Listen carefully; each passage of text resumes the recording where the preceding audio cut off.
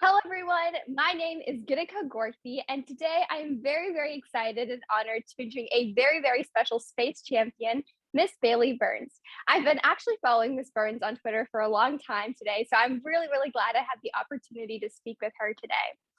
Bailey Burns is an aerospace engineer at Paragon Space, working on life support for the future of humans in space, including the next HLS lunar lander proposal with Dynetics. She is also a graduate student studying space resources at the Colorado School of Mines. Her focus is on lunar regolith and dust mitigation on the lunar surface. She has also participated in the high seas as an analog astronaut studying lava tubes in a 2-week simulated moon-based mission, complete with lots of dehydrated food. Miss Bailey Burns hopes to use her platform to show everyone that they can bring their own skill set to the new space age and have fun while doing so. And she also does this as an official Rubik's Cube ambassador. I'm incredibly excited to hear about her journey, about what inspired her to get into aerospace, how she developed her curiosity and her passion for to go to space one day. So welcome, Miss Burns. Thank you so much for taking your time to inspire the next generation. Oh my goodness. Thank you so much. I am so excited to be talking to you, Gitika. This is going to be awesome. Yeah, thank you. I'm so excited to figure out what got you so intrigued with this very unique intersection in space and specifically with your research on the lunar and the moon. But before we get into that, could you share a little bit more about your typical day? I know usually there isn't one, but how does your day usually run? Yeah, let's see.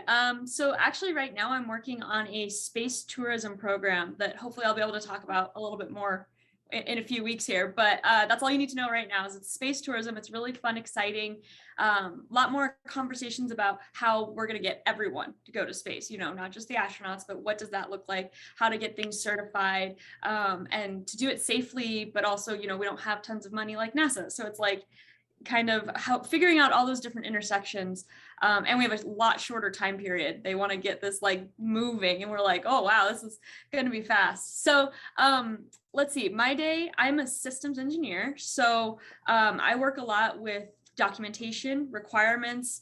I have a lot of customer interface, and recently I've been really getting into operations. That's kind of where I want my career to go, is in concept of operations, mission planning, that kind of stuff. So a lot of my day-to-day works around how are we going to actually use this thing, not just how do we build it, but once someone has it in their hands, what do they need to do? So yeah, I think that's pretty much sums it up. Yeah, and could you share a little bit more about your role? You said as a systems engineer. I'm curious, what does your role as an aerospace engineer at Paragon Space look like? And could you share one or two projects maybe you're excited about relating to the work you're doing to ensure life support of humans in space? Yeah, for sure. And I can actually expand a little bit more on life support because it's kind of a ambiguous word. So specifically what it is in the space world, it's called ECLSS. So that's environmental control and life support systems, ECLSS. And that's, like you just said, it's keeping humans alive in space. It's oxygen, it's pressure control, CO2 removal, temperature control, all those things that we don't really have to think about day to day here on Earth. There's tons of oxygen around, but that's a huge issue out in space. So let's see, some of the other projects that we've got going on. One that I'm really excited, or I worked on this for a little bit, was a high altitude space jump, which was going to be really exciting. That one got put on pause, so maybe something will happen in the future. And then my company also just got selected as a partner with Axiom Space to start working on spacesuits for the lunar surface, for cislunar, lunar, low Earth orbit, all those different things. So being able to work on the next generation of spacesuits, figuring out how to do them faster, cheaper, more lightweight, for longer distance, better mobility, all these things, thinking about all these things is really cool. Yeah, I'm so excited to hear about the work that you're doing, especially with the spacesuits and working with Axiom. I think it's so cool to see how so many private space companies are starting to get these projects assigned by NASA or by other, commercial entities, and trying to see that they're working together towards smaller, projects to contribute to this larger mission. And I think that's so incredible. And I think that'll continue to grow the space economy, which I'm so excited about. Yeah. And the best part is how many people are working together. We've got all these different companies coming Exactly. together. I love it. I'm here for it. Everything you just said, I'm here for it. Yeah, I think that's exactly what will create more jobs and more accessibility to the industry, which has been rapidly growing the past 10 Mhm. years. Yeah, and could you share a little bit more information also on your graduate research that I mentioned in your introduction? Because I'm curious a little bit about, maybe that's what piqued your curiosity for the moon specific. I noticed that when you're talking about your daily work now, it definitely seems to be related to the moon missions. So I'm curious, could you talk a little bit more about your graduate research and maybe how that bridged into your current career? Yeah, for sure. So I got my undergrad is mechanical engineering from the Colorado School of Mines, and then I went back to the Colorado School of Mines for my master's. So it's in space resources, or if you're a space nerd, that's ISRU, in situ resource utilization. So if you know what those words mean, if you don't, go look them up because it's pretty cool. But that's basically using the resources that we have in space to keep a sustainable presence in space. And that includes asteroid mining, which a lot of people are talking about. It includes using the water that's already on the moon, using lunar regolith, which is the moon dirt. And it's really more about kind of the mentality of learning how to live off the land. So it's a lot more forward thinking of like, well, when we are on Mars, we don't have a lot of oxygen, but we have a lot of CO2. So how can we turn the CO2 into oxygen? When we're on the moon, there's tons of water. So how can we use that? And it's really like big picture problem solving, which was really cool. I specifically really got interested in water on the moon and I guess just kind of the moon, lunar geology in general. I always like to point this out. I've got my nice moon shot behind me that I always can look to say that's the goal. But I don't know if it's necessarily what got me interested in the moon. I've always loved the moon. I think everyone, right? You can go outside and look up at the night sky, Yeah. and how can you not love that? But I think it was one that made me realize how accessible it really was. Like it wasn't just, oh yeah, some guys back in the 60s went on to the moon. It's like, no, this is like real. This is happening, and this is how we're going to make it work and how to make life better on Earth because of what's on the moon and that kind of stuff. Wow, that's absolutely incredible. And I've always heard of like products and innovations being developed, but I think the mindset of using the resources that are already there and to kind of live off of that and to develop systems to utilize those resources, I think is absolutely incredible. And, I'm curious, I feel like a lot of the things you're talking about also requires kind of a biological background or like a chemistry background. So I'm just curious, since your background is as an engineer, do you kind of, keep up with the biological chemical side of it, or do you have like other colleagues that you consult with when you're trying to develop these life system supports? I definitely need to lean on my amazing coworkers who do know these things a lot better. Like I said, I'm a mechanical engineer, so I'm really good with like the pumps and the valves and the like putting the thing together to make it do what I want it to do. But when it comes to understanding more of like the passive systems and filtration and that kind of stuff, I was not planning on getting into this much biology in my career. I kind of was like scared of biology and chemistry. That's why I went more physics, mechanical route. But now that I'm here, I really wish that when I was in school, I had paid better attention in chemistry class and stuff like that, because it's all just about like, how do we as humans chemically, what do we need, biologically, what do we need, and how to get that in the most efficient and honestly very creative ways possible. That's pretty interesting. Yeah, definitely. And I know in elementary school, you learn a little bit about like what it means to have a sustainable life and to live a sustainable life where you need to live. And I think applying that even into like a exotic area, like, a celestial body, like Mars or something, try to figure out what will we need to survive, what is there, what is not there, how can we manipulate what's already there to kind of provide us the resources we need to survive. I think it's just absolutely So amazing cool. what scientists and engineers and what they come up with, and also creative designers, what they come up with the information they have. Absolutely incredible. And on that note, I mentioned in your introduction as well, you're an analog astronaut. And I know I read about them all the time and they sound like the coolest almost vacations, but not really. It's like Yeah. scientific endeavors, and it's so cool. It's like you're almost an astronaut. So could you share a little bit about your analog experience, how you kind of came about it, and as well as how the experience was for you? Yeah, I would love to. I could talk about my analog astronaut mission like just for hours probably because it was amazing. Let's see, where do I start? So as mentioned, it was with high seas, which is in Hawaii. So we lived on the side of Mauna Loa, the volcano, for 2 weeks in a simulated moon base. And there were 6 of us in the base. So I had 5 crewmates. And As you mentioned, we had a lot of dehydrated food. We had our EVAs were basically, we went and explored the lava tubes that was like we explored the lava tubes that were created by Mauna Loa, and that's actually really big, and that's what got me into the moon, into lunar geology, because there's lava tubes on the moon as well and on Mars, and they're bigger. So there's just kind of this like, it's kind of a hot topic of if we can use those lava tubes for civilizations, and my personal preference would be using them for like storage, you know what I mean, like maybe like a nuclear reactor or water storage or something like that, because it's really safe down there in the lava tubes. So that was kind of what we were exploring on the mission. I think everyone should do an analog mission. If you want to go to space, you should definitely do one, but in general, I think everyone should just go do that experience for a little while, because there's a saying that I absolutely love, that if you leave the analog the same person that you were when you entered the habitat, you did the analog wrong. Like, because you just learn so much about yourself. You're under a microscope. All of your good emotions are really good. All your bad emotions are really bad. And you really have to learn how, like, what are your flaws? What are your strengths? What are your flaws? How do that fit into everyone else in the crew? And I really fell in love with understanding crew dynamics and how to get along with people during that mission.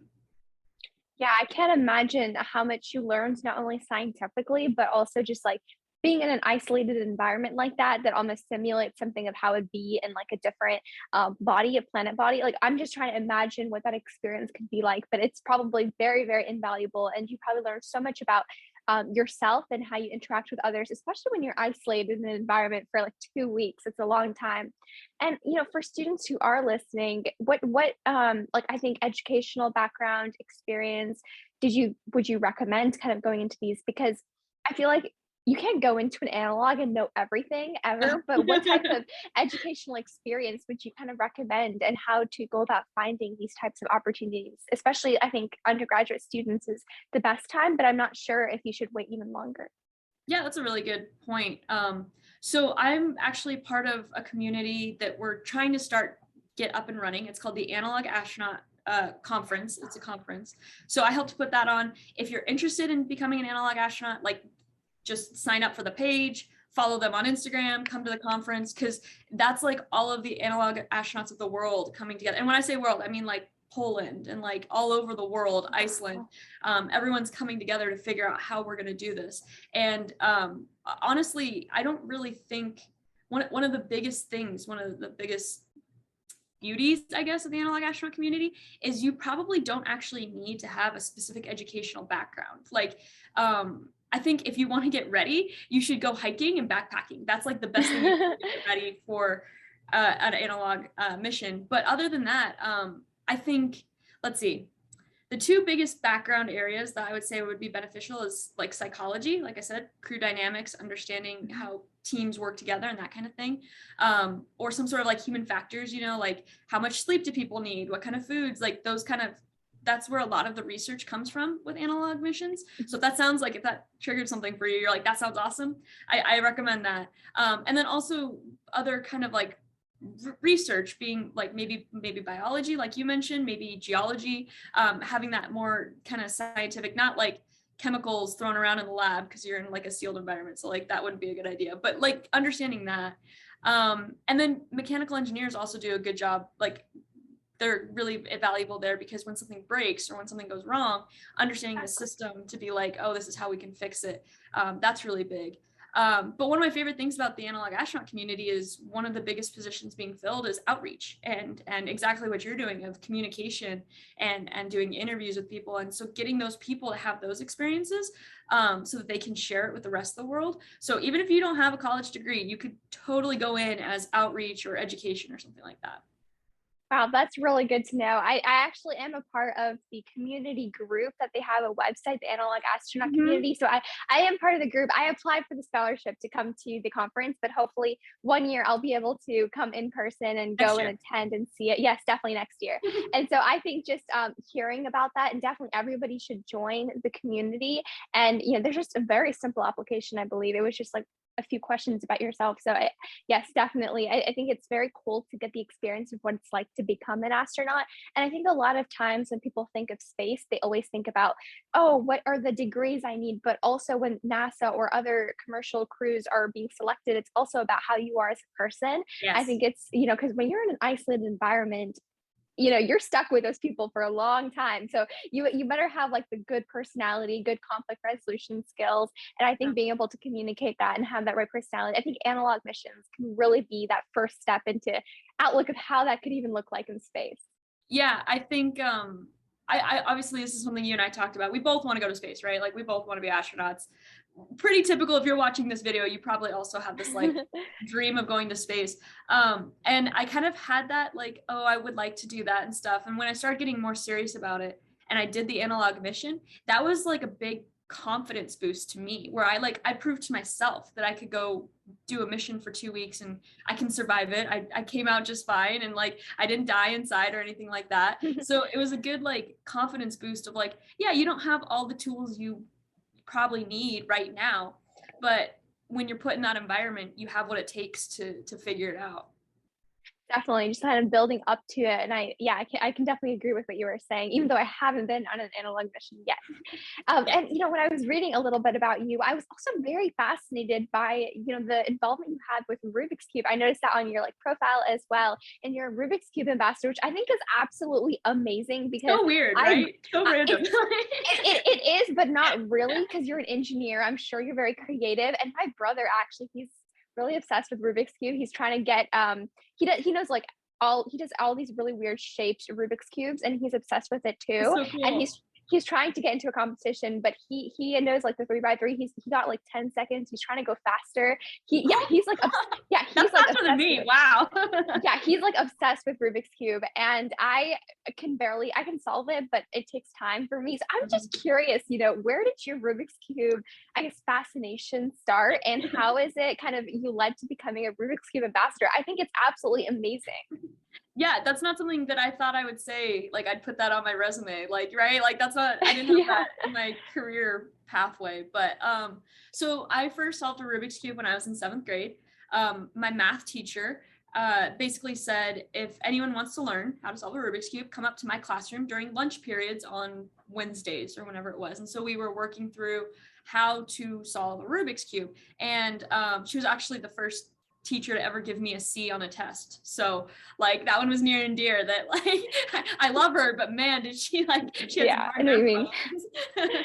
problems. But so yeah, that was really, it was just something I could do. You know what I mean? Like I put in the effort, I learned, I went on YouTube, I practiced over and over again, and I just kind of figured it out, which is a really good metaphor for how you should do engineering or whatever career path you're in. That's kind of how it goes. Go gather the resources you need, and then sit there and do the hard work to figure it all out. And then I actually wanted to go on a 0G flight, like a vomit comet. For those that don't know, that's when there's a plane where they take out all the seats, and it's just like this big padded area, and the plane goes in parabolic arcs. And on the down part of the arc, you're in free fall back towards Earth. But when you're inside of the plane, when everything's falling at the same speed, you actually get 20 seconds of simulated zero gravity, just like up in space. And so that's what the astronauts do to train. It's really cool. But so I say all this. I promise it's connected. I say all this because I really wanted to do that with this whole, like, I want to go be an astronaut thing. That was like, I knew I wanted to experience that. And it's also very expensive. So I started getting creative, like, how could I get money to go do this? So I just reached out to Rubik's and said, hey, if I solve a Rubik's Cube in 0G, can you guys, sponsor part of the flight? And then they were like, we'll do you one better. How about we pay for the whole flight? You become an ambassador, you talk to young kids about being an engineer, being in STEM and all these things. And I didn't plan it. I really didn't. Like, I just kind of was trying to figure out how to make ends meet and make it all work. And it turned out beautiful. I had the flight in April. So I've done the 0G flight. I solved my Rubik's Cube for the flight. And we're going to do a big press release in August. So I don't know when this will air. It might already be out. But so you guys can see me hanging out in 0G with a Rubik's Cube. That I know my brother is going to freak out because when I Yes. told him I was talking with you, he was already freaking out kind of. But I think just hearing you talking about that, oh my God, that's absolutely amazing. And I think that's just a statement to how it's so important to reach out. I think it's one of the biggest lessons that I've learned as well. It's like if you don't even reach out to people and kind of tell them what you want or what you're interested in, they're never going to like know what you want. So you just better ask them because you never know how things can turn out. And I think what you just said, your story right now, right there, absolutely inspiring. I think that's Yeah. incredible. I am so It's just, excited you to know what you see want to it. go do, right? You Yeah, know what you want, and then you just yeah. keep asking people until you work your way there, you know? Wow. I absolutely, that's just amazing. That's incredible. And, Yeah. in your journey, just kind of hearing how you are as an engineer and kind of getting to this position, getting experiences, being so active in the industry. I see, you're very active on social media. And so I'm just curious, have you had obstacles kind of getting to where you are today? And if so, how were you able to overcome them? And this could be obstacles related to education, related to your career, just related to diversity or not. I'm just curious. It's just any Everything, yeah. obstacles you've had and how you overcame it. So many obstacles. Like, I think that's kind of part of being human, right? Like, we have to keep moving forward. So I've got obstacles, like I'm kind of bored at work and it's hard to find motivation at work and I have to like re-inspire myself. I've got obstacles of dealing with coworkers that are hard to manage, and I'm sure anyone, right? There's someone you don't like, and like you have to realize they're a person too. You might not agree with them, but like learning to work with them, that's a huge part of crew dynamics. So all those types of obstacles. There's two that I like to talk about. Uh, deep my deep secret that I like to keep close to the chest that I'm sharing with everyone right now, is I often feel like I'm not technical enough for my job. And I've often been told that, actually, as a woman in STEM, I've been told that I wasn't technical enough to get my PhD. So now I'm on a mission to go find a way to get a PhD just because I have a little bit of spite in me. And I've been told that in my job, and none of it was justified, as I've come to learn, right? Like, hearing it's hard when it's yourself, right? Because it's like imposter syndrome and to get out of your own head. But when you hear it from other people, it becomes more real and more scary, I guess. And so I had to really take a step back and look that it wasn't necessarily justified. It was other people's insecurities being projected onto me. And then with that, because that comes with a lot of imposter syndrome, I had to learn how to overcome that imposter syndrome on my own. And I can tell you, similarly to how when other people say things and it makes it more real, and it's scary and that's hard, it's also really empowering when you find a community that you really just that's there to support you, and you can do no wrong with them, right? You don't have to worry about sounding stupid or anything like that. When you find that community, I mean, that's when that's like a rocket launch pad. After that, you just like launch after that, because it's just that's the secret, honestly, is community. Yeah, and I think just, first of all, thank you for sharing that. I think it's so easy to like look at people and all their accomplishments and just assume that everything was so perfect for them, but also just hearing the inner battles you had to go through and like finding that self-confidence of kind of just recognizing that what they're telling you. I know it can be hard when someone else tells you something, but I think recognizing where that's coming from and believing in your own skills is just so incredibly important because a lot of people have lots of different opinions on everyone and you can't please everyone, so I think just remembering that and also finding the supportive community. Some of the most incredible individuals I've met on LinkedIn ended up kind of becoming my mentors. And just hearing their advice and what they have to say, they're always so supportive and uplifting that I could always rely on if something goes wrong. So I can definitely hear how important it is to build that uplifting community and surround yourself with people who obviously can give criticism when you need to Of improve course. something, but also be like a supportive voice for you where it's not like they're always constantly bringing you down. So I think that's so important. Thank you for sharing that advice. Yeah, I was gonna say, it actually even happened on my analog mission a little bit. I actually struggled a lot with my analog mission. I was really in my own head the first week and I couldn't seem to shake it. And one of the biggest reasons for that was because I was the youngest crew member, and I really felt like I was there. I felt like I was being seen as the Instagram girl, like the girl that just came in to do space selfies. And like, I don't think and this is probably me projecting that as well. I don't think my crew feels that way about me at all, but like, that's the way I felt. That's the way and so for the first week, I was like really struggling with like, do they even see me as an equal and stuff? And so when I was able to get out of my own head that's when the mission really started for me. Yeah, I think that's so incredible. Again, another moment, because I think a lot of times we talk about diversity as well and accessibility, inclusivity. A lot of like the biggest pieces are obviously gender, ethnicity, Mhm. socioeconomic status. I think they're like the really like blaringly like obvious ones, but one that tends to kind of get forgotten in the sides is age. A lot of Oh my times I gosh. notice how like especially in the aerospace industry, a lot of the individuals, very experienced, visionary leaders, but most of them are all on the older side, and it's really hard for younger students to get involved in those types of conversations because of like imposter syndrome or the feeling of like you're not valuable enough in the conversation, or they don't necessarily view your opinion seriously because you don't have a degree yet. So I can definitely see how age is such a factor we ignore sometimes, but something that's Yeah. so important to be conscious of. Yeah, I think so I'm oftentimes the youngest one in the room. That's Okay. kind of, I'm naturally like, I'm used to that now. That doesn't scare me anymore. And I'm sure you probably feel that way with a lot of what you do. And anyone that's out there like trying to figure out how to build their career, you're probably going to feel that way, honestly. So don't freak out at that. Just know that, honestly, treat it like a diversity thing. Like you said, like that I'm young and I have the opinion of the youth, the who no one else is being represented here for that. That's what I tell myself all the time. I'm like, I'm bringing in like a fresh perspective, kind of representing my age group, which is something so valuable because we're the ones who are going to be like, making this vision we have into reality. So I definitely like to pitch that all the time. Yeah, for sure.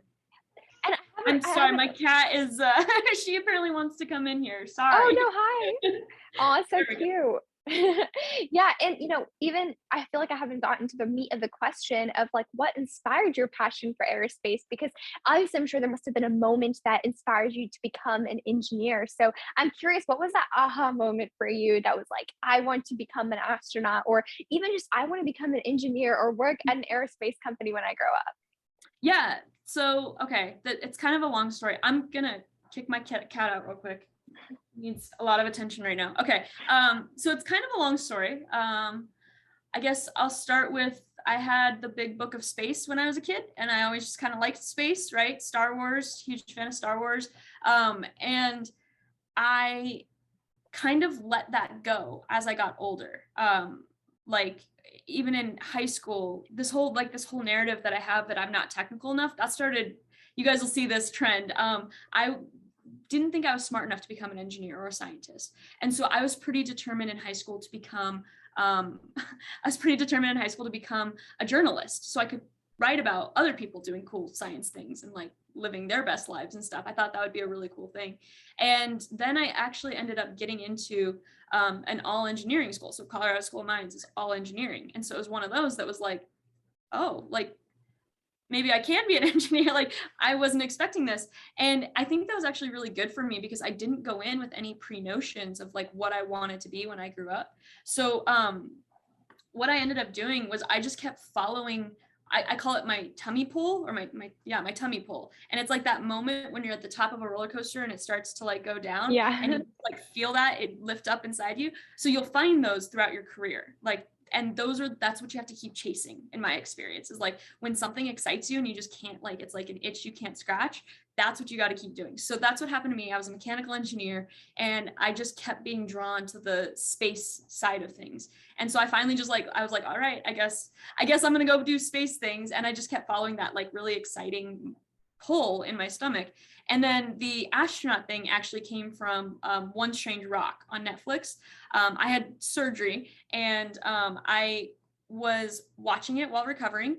And I don't know if it was the pain meds I was on or what, but Chris Hadfield was talking about seeing the thin blue line, like what that experience was. And I was just moved. Like it hit me like a freight train. Like I have to see that in my life. And so since watching that and listening to Chris Hadfield, who's just a very inspirational person, right? After hearing that, like it's just been my life is dedicated to having cool life experiences so that I can go see the thin blue line. Wow, that's absolutely incredible. And I think first you've mentioned like really important parts of your journey, your story, which I think a lot of students can relate with, including myself actually to a certain point, of like not imagining yourself in an aerospace career. I faced that kind of throughout middle school. It changed in high school, but for me, I had a similar experience until I went to a summer camp. It was a free summer camp at NASA that I got into. Wow. Very fortunate to get into it, but that changed my perspective. But I realized how lucky I was to have that.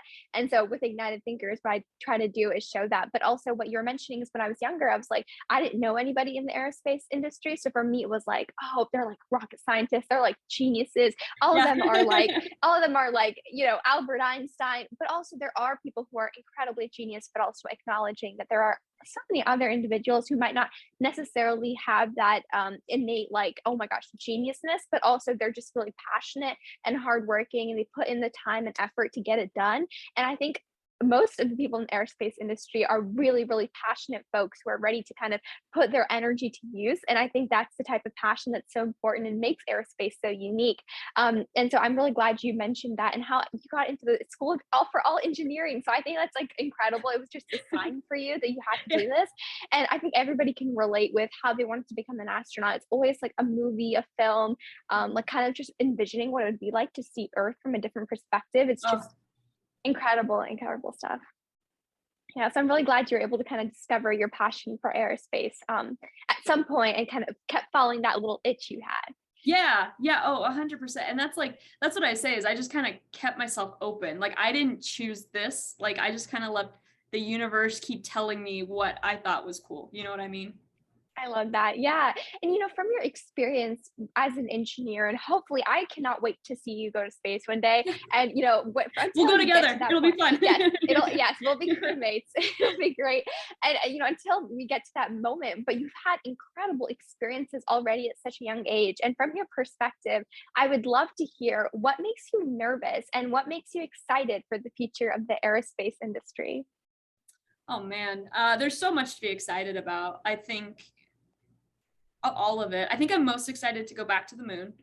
Because I think if we can do that sustainably, where we have like a more permanent presence, then it's real, right? Like then we've unlocked this next phase of our species. I think that's what I'm most excited for. In terms of what I'm most nervous for, I really want to make sure, you'll probably hear this a lot from space people, but we got to make sure we do it the right way. Because if we follow the trends of what we've been doing here on Earth and how we expanded out and all those things, it worked, but it probably wasn't the most efficient, and it definitely wasn't the most healthy way, I guess. So what I'm worried about is people getting so wrapped up in this like new frontier, being the first to do this thing, that you forget what it is about is humanity going to space, and all of us going to space, figuring out how to benefit the species, figuring out how to bring space back to Earth and how to save Earth using space, and like getting this grandiose bigger picture. I really don't want people to lose the awe of what we're trying to do. That's what I'm worried about, getting lost. Yeah, I would definitely agree with the Artemis mission. Incredibly excited to see humans go back to moon and hopefully kind of create that sustainable presence, like you were saying, as like a base to go to Mars. I think it's a very nice, solid first step. And also what you were mentioning about what makes you nervous. I think a lot of times we're always trying to break, like, oh, we're going to break another record. We're going to break another record. And we're speeding up in a very fast pace, which is great. But also just remembering kind of to first follow all the safety procedures, make sure we're doing everything in the right way, the correct way, but also that we're not leaving space debris, creating more space debris, but also we're working cooperation with other entities, other countries, and I'm not sure how possible that'll be, but I'm hoping that there can be some point some international cooperation, because I think it's going to take a whole lot of innovation, creativity, obviously the financials to go to Mars, and I think we need to work together as one unit to do that. And so I'm really looking forward to see how it'll turn out. But like you were saying, very, very things to be excited about, but things to also be cautious of. Just to keep it in mind, I mean, I think at the end of the day, the biggest reason we're going to space is so that we can look back on Earth. So it's like, don't forget to look back at Earth. Don't forget to just see the beauty that is all around, Yeah, don't forget the purpose we're doing this all for in the first place, of course. A lot of heart, yeah. And now that you're able to learn a little bit about your journey and your perspectives and some things that excite you, my last and final question that I ask everyone who I interview, you've given plenty of advice throughout this interview, but my last and final question for you is, what is one final piece of advice you would give for young students regarding the pursuit of a passion in STEM, aerospace, really just any career, something you wish you knew when you were in high school or you're in college or early stages of your career, just some piece of advice you wish you knew? I think the way I've kind of lived my life, and I alluded to this, My life mission is to just have cool experiences. Like that's what I'm here to do. And yes, going to space is one of those cool experiences, but I also lived on the side of a volcano. I've gone to Iceland. I solved a Rubik's Cube in 0G. Like I am dedicated to making sure I have very cool experiences here on Earth and that I bring people along with me while I do that. Those are the two big things for my life. And those two things is what's unlocked all the opportunities I've had. And I think if we take off the pressure that I have to be a doctor, an engineer, an astronaut, all these different things, take that off and just be here to learn and have cool experiences. Like life makes so much more sense when you do it that way.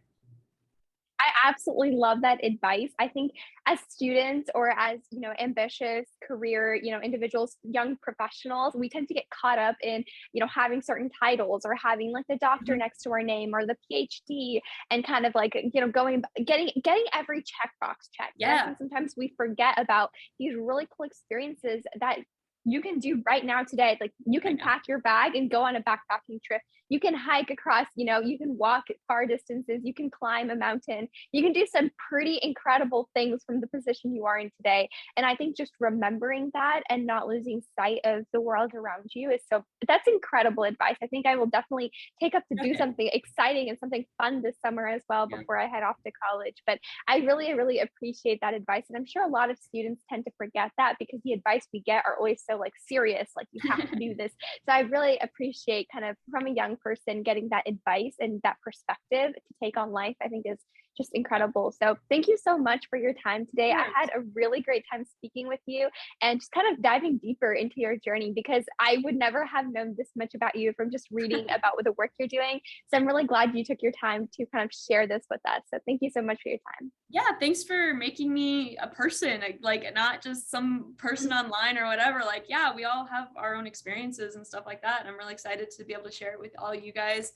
Like I said, I'm really big on community. So anyone watching this, please join my community. Just please, reach out. Let me know how I can help you. Yeah. And where could they find a little bit more about, you or to reach out to you? Yeah, I'm mostly on social media as @Ninja Girl. That's Ninja Engineer, Ninja Girl. So you can find me pretty much anywhere on that. LinkedIn is good. I have a website called A Space Story, so you can check that out, spacestory.com. But honestly, just figure out how to get in contact with me, and then you can have my phone number, and we can chat and have cool space talks whenever you want. That sounds great. Thank you so much.